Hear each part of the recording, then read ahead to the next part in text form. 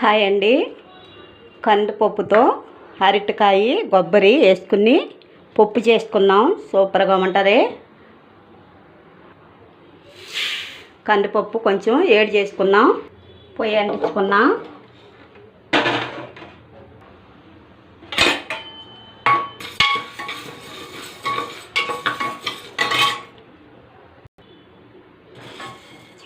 వేగిందండి. శుభ్రంగా కడుక్కున్నాం.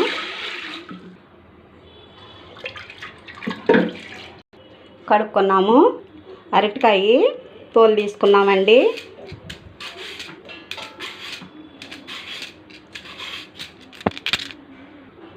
అరటికాయ కట్ చేసుకుందాం ముక్కలు.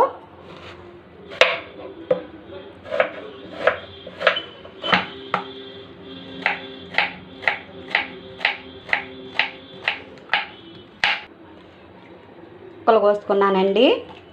ఇప్పుడు మనము కొబ్బరి పచ్చగా మిక్సీ పెట్టుకుందాం. పప్పులో ఇప్పుడు అన్నీ వేసుకున్నామండి. ఉల్లిపాయలు, పచ్చిమిరకాయలు, కొబ్బరి అండి. ఇప్పుడు అరటికాయ ముక్కలు,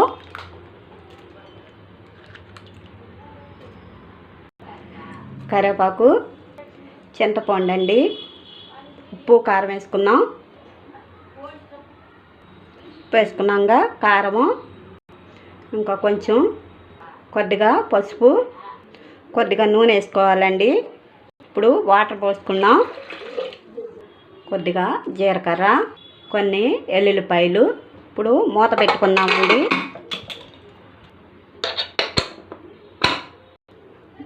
పొయ్యి మీద పెట్టుకున్నాం.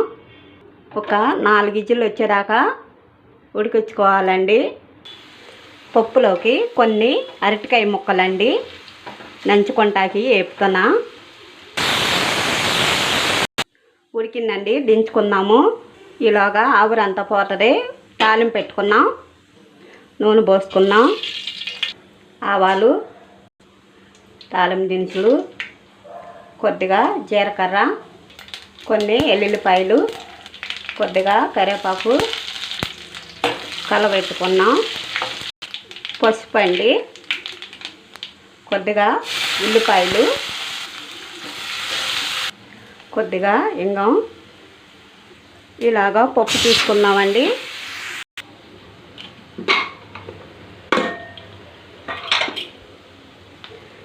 ఉడికిందండి, తిప్పుకున్నాం. తాలింపులో వేసుకున్నామండి. పప్పు మెదుపుకున్నాం. తాలింపు వేగింది, పప్పు వేసుకున్నాం.